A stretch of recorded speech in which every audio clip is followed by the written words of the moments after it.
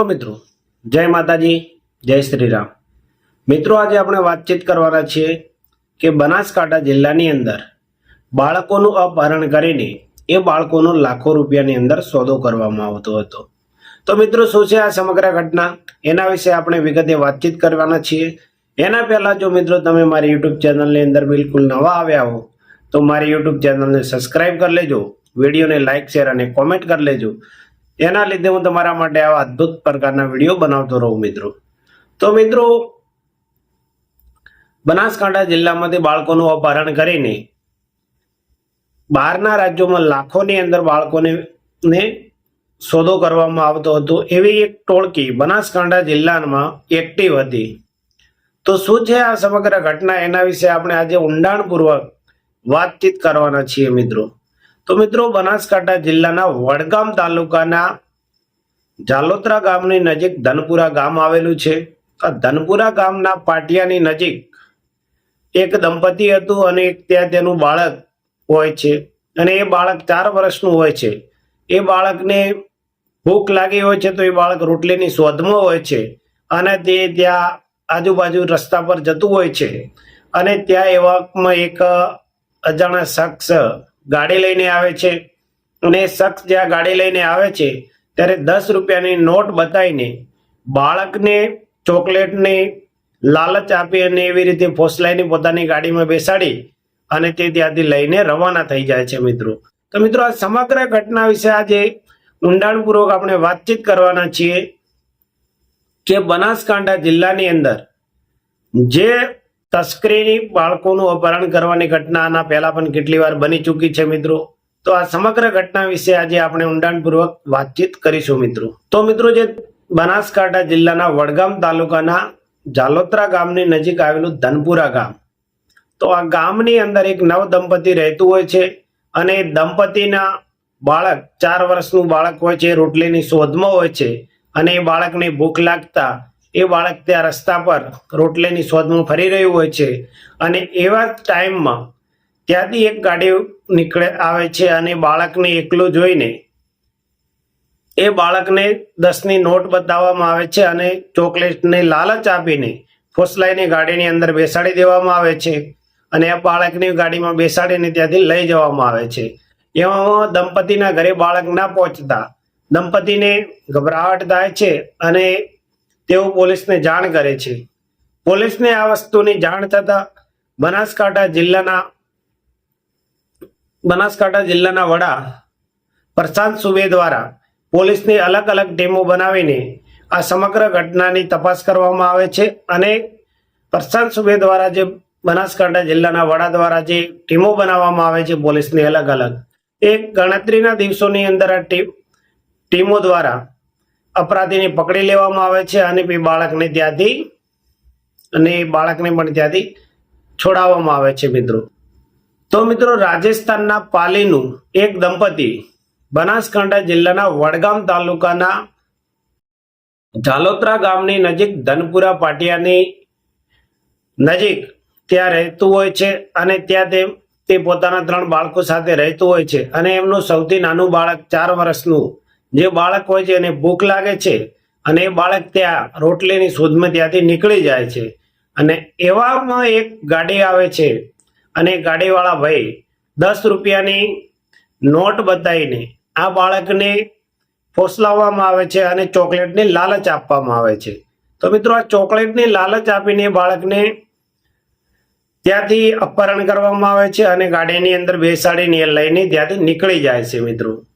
આમાં એ બાળકને તે ત્યાંથી લઈને નીકળી જાય છે અને આ દંપતીનું બાળક ઘેર આવતું નથી તો એમને ત્યાં ટેન્શન થાય છે અને ગભરાહટ થાય છે કે મારું બાળક ક્યાં હશે અને વધારે ટાઈમ જતો રહેવાથી એઓ પોલીસ સ્ટેશનમાં જાણ કરે છે અને પોલીસ સ્ટેશનમાં જાણ કરતા પોલીસ દ્વારા ફરિયાદ લેવામાં આવે છે અને ફરિયાદના આધારે બનાસકાંઠા જિલ્લાના વડા પ્રશાંત સુબે દ્વારા અલગ અલગ ટીમો બનાવવામાં આવે છે અને અલગ અલગ ટીમો દ્વારા આનું સર્ચ ઓપરેશન ચલાવવામાં આવે છે અને સીસીટીવી કેમેરાઓના ફૂટેજ ચેક કરવામાં આવે છે।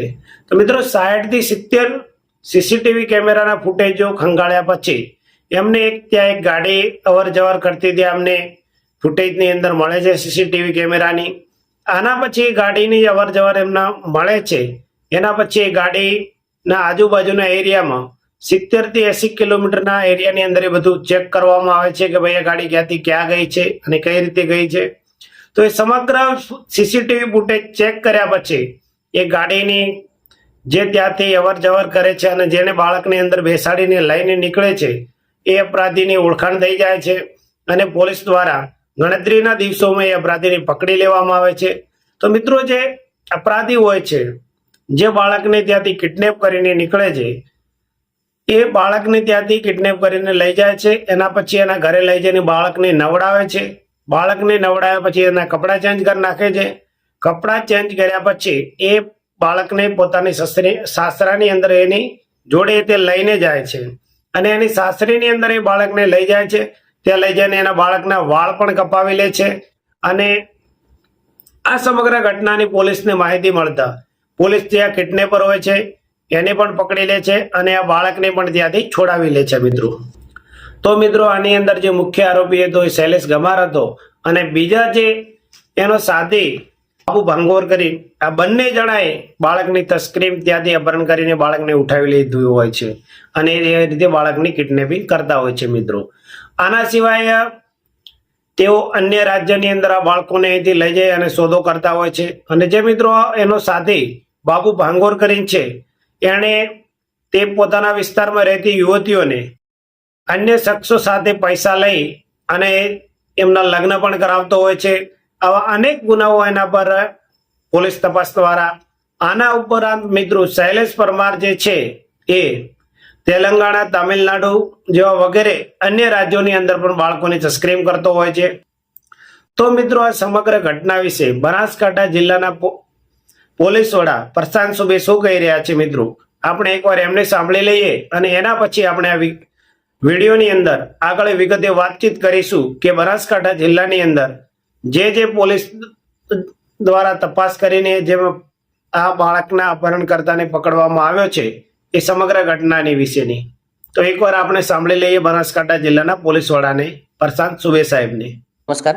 બનાસકાંઠા જિલ્લાના વડગામ પોલીસ સ્ટેશન વિસ્તારમાં ધનપુરા ગામ ખાતે પાલી રાજસ્થાનના સુજારામ ભીલ નામક જે વ્યક્તિ આપણા પોતાના ભિક્ષુક પરિવાર સાથે પડાવ ખાતે રહેતા હતા, તેઓના બાળકો પડાવના બહાર રમતા હતા અને તે સમયે તેઓનો જે 4 વર્ષનું નાનું બાળક છે તે બાળકને ચોકલેટના લાલચ આપીને એક ઇસમ પોતાની વ્હાઇટ સિલ્વર જેવી ગાડીમાં કિડનેપ કરીને લઈ ગયા.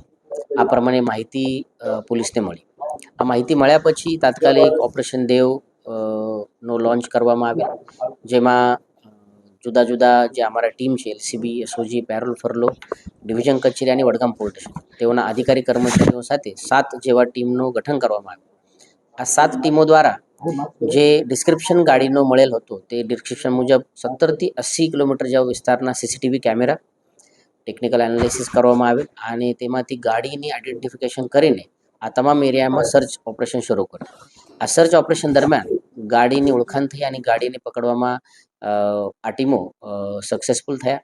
ગાડીને પકડ્યા પછી જે બાળક હતું તે બાળકને રિકવર કરવામાં આવેલ અને જે આરોપી હતો તે આરોપીને પકડવામાં આવેલ. આરોપી શૈલેષ ગમાર કરીને છે, જે દાતા બનાસકાંઠાના વતની છે અને તેઓ એક પાબુ ઉર્ફે બાબુ ભગોરા, જે અમીરગઢ બનાસકાંઠાના વતની છે, તેઓના સંપર્કમાં હતો અને તેઓના માધ્યમથી તે આ જે ગુનાહિત પ્રવૃત્તિ છે તે કરતો હતો. આ જે બાળક છે તો આ બાળકનો તેઓ 1 થી 1.5 લાખ જેટલા રૂપિયામાં રાજ્યના બહારના વ્યક્તિ સાથે સોદા પણ કરેલો હતો. આના પહેલા 1 મહિના પહેલા એક નવજાત બાળકીનો પણ તેઓ આ પ્રમાણે સોદા કરીને તેઓને આપેલ છે. તે પ્રમાણે માહિતી પણ અમે પ્રાઇમરી ઇન્વેસ્ટિગેશનમાં મળેલી છે. બાબુ ઉર્ફે બાબુની જે યુવતી છે તેઓને કમિશન ઉપર પૈસા લઈને લગ્ન કરીને મોકલવાની પણ યમો છે. તેમાં પણ જે ઇન્વેસ્ટિગેશનમાં ધ્યાન ઉપર આવેલ છે. આ તમામ જે ગુનાહિત પ્રવૃત્તિ છે તેમાં રાજ્ય બહારના લોકો સાથે આ લોકો સંપર્કમાં છે અને તેઓ સાથે મળીને આ ગુનાહિત પ્રવૃત્તિ આચરી રહ્યા છે તે ધ્યાન ઉપર આવેલ છે. આવનાર સમયમાં જે ઇન્વેસ્ટિગેશન થશે તેમાં તે લોકો ઉપર યોગ્ય કાર્યવાહી અને અટકાયત પણ કરવામાં આવશે. જે મુજબ માહિતી અમને મળશે તે મુજબ અમે આપના સાથે તેઓની સંકલન કરીને આપને આપશું. તો મિત્રો તે કહી રહ્યા છે કે પરિવાર હતો, એમનું 4 વર્ષનું બાળક હતું. એ 4 વર્ષનું બાળક ત્યાંથી રોટલીની શોધમાં ત્યાંથી નીકળે છે અને ત્યાંથી એક શખ્સ આવે છે. એને 10ની નોટ બતાવીને ચોકલેટની લાલચ આપીને એને ગાડીની અંદર બેસાડી દેવામાં આવે છે અને એને ગાડીની અંદર બેસાડીને એના ઘેર લઈ જાય છે. એવો સીસીટીવીની અંદર એ ફૂટેજ આવતા એવો જે વિસ્તારની આજુબાજુના 70 થી 80 કિલોમીટરની અંદર સમગ્ર સીસીટીવી કેમેરા ચેક કરતા ખબર પડે છે કે આ ગાડી આ ભાઈની હતી અને આ ભાઈ અહીંયાથી અહીંયા લઈને આ બાળકને ગયો છે. તો એના પછી એ બાળકને ત્યાંથી લઈ લેવામાં આવે છે અને અપરાધીને પણ ત્યાંથી શૈલેષ પરમારને પકડવામાં આવે છે અને ત્યાંથી તેને પોલીસના હવાલે પોલીસ સ્ટેશન લઈ જવામાં આવે છે. અને આ સમગ્ર ઘટનાને અંજામ આપનાર શૈલેષ પરમાર આના પહેલા પણ અનેક એવી બાળકોની અપહરણની પ્રવૃત્તિઓમાં જોડાયેલો છે. તે ગુજરાતના અંદર એટલે કે બનાસકાંઠા જિલ્લામાંથી બાળકોનું અપહરણ કરીને બાકીના અન્ય રાજ્યોના સાથે તે બાળકોનો સોદો કરતો હતો. લાખો રૂપિયાની અંદર એ આ બાળકની જે અત્યારે કિડનેપ કર્યું હતું એ બાળકનો પણ સોદો ઓલરેડી 1.5 લાખ આસપાસની અન્ય રાજ્યના માણસ જોડે એનો થઈ ગયો હતો. અને શૈલેષ પરમારનું મુખ્ય કામ આરોપીનું એ છે કે બાળકોનું અપહરણ કરીને અન્ય રાજ્યની અંદર આ બાળકોને વેચતો હોય છે. અને શૈલેષ પરમારના જે સાથી હોય છે બાબુ ભોંગોર એ પણ આની અંદર સંડોવાયેલા છે. અને આના પહેલા પણ એમણે અનેક બનાસકાંઠાની અંદર એક દીકરીની પણ કિડનેપિંગ કરેલી છે અને એ દીકરીની પણ અન્ય રાજ્યની અંદર એણે વેચેલી છે. એ પણ એને કબૂલાત કર્યો છે. પોલીસ વડા આપણને એ પણ કહી રહ્યા છે. તો મિત્રો આના પરથી શીખવા મળે છે કે આપણે પોતાના બાળકને ક્યારે એકલું મૂકવું ના જોઈએ. અને અત્યારે મિત્રો હવે અવારનવાર અનેક ઘટનાઓ બનતી હોય છે અને આ ઘટનાની અંદર આગળ શું બને છે અને શું બીજા અન્ય સમાચાર આવે છે એના વિશે પણ મિત્રો આપણે એક આગળથી વિડીયો બનાવીશું. ત્યાં સુધી તમારા જોડેથી રજા લઈએ છીએ. જય માતાજી, જય શ્રી રામ.